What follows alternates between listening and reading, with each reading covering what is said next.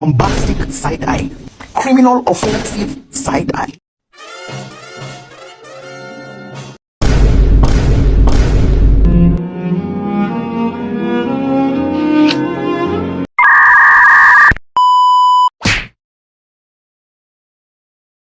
Geda gedi geda oh.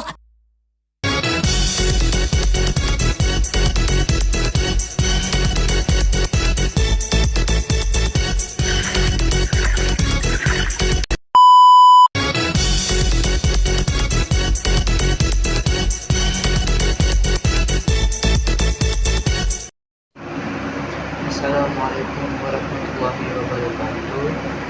Perkenalkan, saya Rizky. Saya di sini akan menjelaskan bagian pengertian dari konsep ruang pada sejarah. Konsep ruang dalam sejarah merujuk pada cara di mana faktor-faktor geografis dan spasial mempengaruhi peristiwa dan perkembangan sejarah. Dalam konteks ini, ruang bukan hanya sekedar lokasi fisik, tetapi juga merupakan arena di mana interaksi sosial, politik, ekonomi, dan budaya terjadi. Berikut adalah beberapa aspek utama dari ruang pada sejarah. Yang pertama adalah pengaruh geografis. Faktor-faktor geografis seperti iklim, topografi, sumber daya alam, dan lokasi geografis memainkan peran penting dalam membuat sejarah. Misalnya, kondisi iklim yang sangat keras dapat mempengaruhi pertanian yang dapat dilakukan di suatu wilayah. Sementara lokasi geografis yang strategis dapat mempengaruhi perdagangan dan konflik antar bangsa. Yang kedua ada penyebaran budaya dan ideologi. Ruang juga mempengaruhi budaya dan ideologi melalui perdagangan, migrasi, dan kolonisasi. Budaya dan ideologi dapat menyebar dari satu wilayah ke wilayah lain, membentuk identitas dan nilai-nilai yang berbeda dalam masyarakat. Yang ketiga ada pembentukan identitas wilayah. Konsep ruang membantu pembentukan identitas wilayah. Maksudnya pembentukan identitas wilayah, baik dalam skala lokal, regional, maupun global.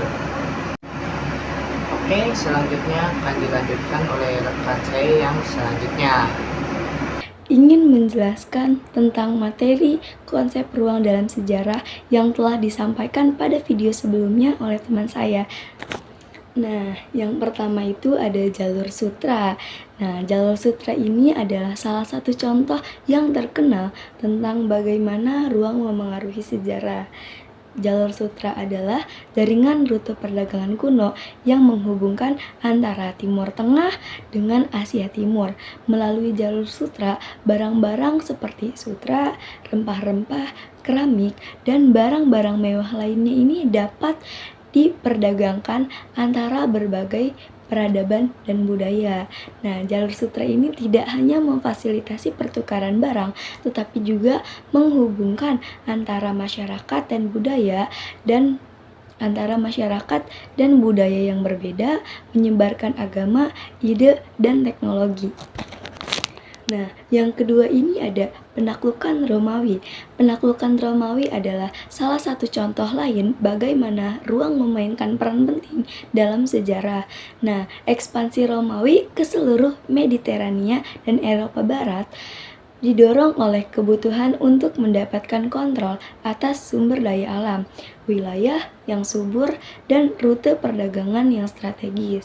Nah, melalui penaklukan dan integrasi wilayah-wilayah baru ke dalam Kekaisaran Romawi, budaya Romawi, sistem politik, dan teknologi dapat menyebar dan memengaruhi wilayah-wilayah yang jauh. Nah, yang ketiga itu ada Perang Dunia II. Perang Dunia II ini contoh modern tentang bagaimana ruang memengaruhi sejarah. Perang Dunia II melibatkan konflik global antara kekuatan-kekuatan sekutu dan poros dengan pertempuran terjadi di berbagai teater perang di seluruh dunia. Kontrol terhadap wilayah, sumber daya alam, dan posisi strategis menjadi faktor penting dalam peran ini. Nah, pertempuran di Eropa, Pasifik, Afrika, dan Asia ini menggambarkan bagaimana ruang dan lokasi geografis memainkan peran kunci dalam strategis militer, logistik, dan diplomasi. Keempat ini ada perkembangan kota-kota kuno. Nah, perkembangan kota-kota kuno seperti Mesir kuno, Mesopotamia, dan Yunani kuno juga merupakan contoh bagaimana ruang memengaruhi sejarah.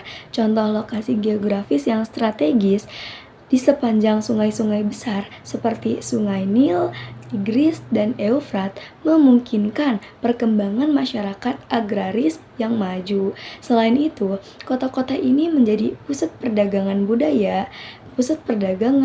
budaya, dan politik, membentuk pusat-pusat kekuatan dan peradaban yang berpengaruh.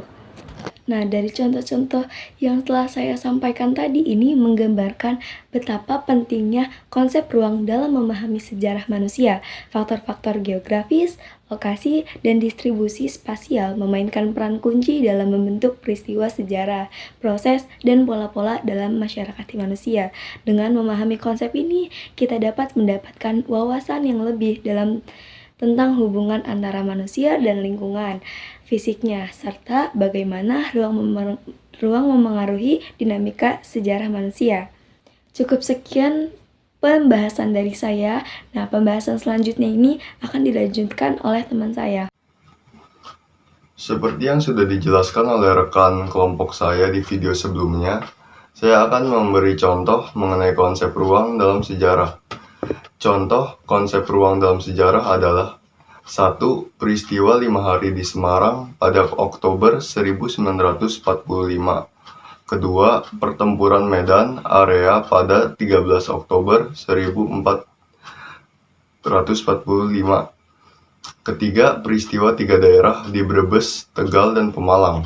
4. Bandung Lautan Api yang terjadi pada 23 Maret 1946. Konsep ruang dalam sejarah atau dimensi spasial adalah tempat terjadinya peristiwa sejarah. Fungsi konsep ruang memiliki beberapa fungsi, di antaranya menentukan tempat terjadinya peristiwa, menunjukkan kesinambungan peristiwa sejarah dengan lingkungan alam atau sosial. 3. Membantu mengidentifikasi sumber-sumber sejarah yang berada di suatu ruang tertentu. Selain konsep ruang, unsur-unsur penting dalam sejarah lainnya adalah manusia dan waktu. Perbedaan konsep ruang dan waktu dalam sejarah. Konsep waktu adalah dua konsep kunci dalam studi sejarah. Meskipun keduanya saling terkait, seringkali tidak dapat dipisahkan. Terdapat perbedaan penting antara keduanya. Berikut ini adalah beberapa perbedaan antara konsep ruang. 1. Ruang versus waktu. Konsep ruang menekankan pada dimensi spasial, lokasi geografis, dan distribusi fisik. Ini mencangkup faktor-faktor seperti geografis yang memengaruhi peristiwa sejarah. Sementara itu, konsep waktu menekankan pada dimensi temporal untuk peristiwa dan perkembangan sejarah dari masa lalu melalui masa kini hingga masa depan. Ini mencangkup kronologi, periode waktu, dan perubahan sepanjang waktu yang membentuk narasi sejarah. 2. Pengaruh pada peristiwa. Konsep ruang mempertimbangkan bagaimana faktor-faktor geografis dan spasial mempengaruhi peristiwa sejarah, seperti perdagangan, migrasi, konflik, dan penyebaran budaya. Ini termasuk analisis terhadap lokasi geografis yang strategis. rute perdagangan, penggunaan sumber daya alam, dan penentuan perbatasan. Di sisi lain, konsep waktu menyoroti bagaimana peristiwa sejarah berkembang dari masa lalu hingga masa sekarang, dan bagaimana perubahan dalam waktu memengaruhi kondisi sosial, politik, ekonomi, dan budaya. Mungkin segitu saja yang dapat saya sampaikan mengenai contoh ruang. Selebihnya mohon maaf. Selanjutnya, rekan saya yang akan memaparkan informasi terkait ruang dalam video selanjutnya. Sekian dari saya, terima kasih. Yang ketiga ada skala analisis. Konsep ruang seringkali dianalisis pada skala lokal, regional, nasional, atau global. Ini melibatkan studi tentang wilayah geografis tertentu, lingkungan fisik, atau interaksi antara berbagai wilayah. Sementara itu, konsep waktu dapat dianalisis pada skala waktu yang berbeda, seperti perubahan jangka pendek, menengah, dan panjang. Ini melibatkan pemahaman tentang periode waktu tertentu, kronologi peristiwa, dan evolusi sejarah dari waktu ke waktu. Yang keempat, ada penekanan pada sebab dan akibat. Konsep ruang cenderung menekankan pada sebab-sebab geografis dan spasial di balik peristiwa sejarah, seperti pengaruh iklim terhadap pola pertanian atau lokasi geografis yang strategis dalam penyebaran budaya. Sementara itu, konsep waktu cenderung menekankan pada hubungan sebab akibat antara peristiwa yang terjadi dalam rentang waktu tertentu, seperti bagaimana peristiwa masa lalu memengaruhi kondisi saat ini atau bagaimana keputusan di masa sekarang dapat mempengaruhi masa depan. Yang kelima ada interpretasi historis. Konsep ruang dan waktu seringkali digunakan bersama-sama dalam penafsiran sejarah. Namun, kadang-kadang ada penekanan yang lebih besar pada salah satu konsep daripada yang lain, tergantung pada konteks sejarah yang sedang dipelajari. Misalnya, dalam studi tentang ekspansi kolonial, konsep ruang mungkin lebih menonjol karena penekanan pada kontrol wilayah dan penaklukan fisik.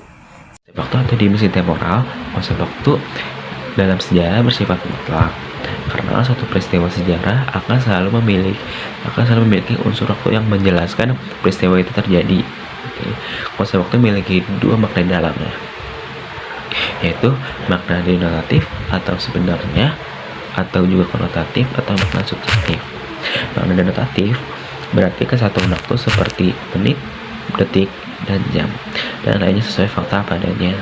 Dan konotatif adalah sebagai konsep saja. Contohnya adalah zaman Belanda dalam makna denotatif. Zaman Belanda berarti pada 1800 tahun hingga kemerdekaan Indonesia, namun secara konotatif zaman Belanda bisa berarti zaman dulu yang sudah sangat lampau. Konsep waktu dalam mempelajari dalam sejarah berarti sejarah saling terhubung dan bisa terulang atau bisa juga berulang. Sejarah jika dilihat dengan konsep waktu bisa menjadi pedoman untuk merencanakan masa depan. Oke, saya akan menyampaikan kesimpulan tentang materi konsep ruang dalam sejarah yang tadi sudah teman-teman lihat di video sebelumnya. Ya, jadi kesimpulan dari materi tersebut adalah dalam memahami konsep ruang dalam sejarah, kita dapat melihat bagaimana faktor-faktor geografis dan spasial memainkan peran-peran penting dalam membentuk peristiwa dan perkembangan sejarah manusia. Konsep ini membantu kita memahami bagaimana lokasi, wilayah, dan distribusi fisik dan memengaruhi interaksi sosial, politik, ekonomi, dan budaya di seluruh dunia.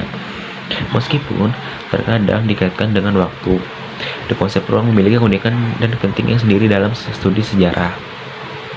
Dengan demikian, pemahaman yang mendalam tentang konsep ruang dan memberikan wawasan yang lebih luas tentang kompleksitas sejarah manusia dan memperkaya cara kita memahami masa lalu, masa kini, dan masa depan. Sekian dari saya, selebihnya mohon maaf. Saya akhiri. Wassalamualaikum warahmatullahi wabarakatuh. I used to think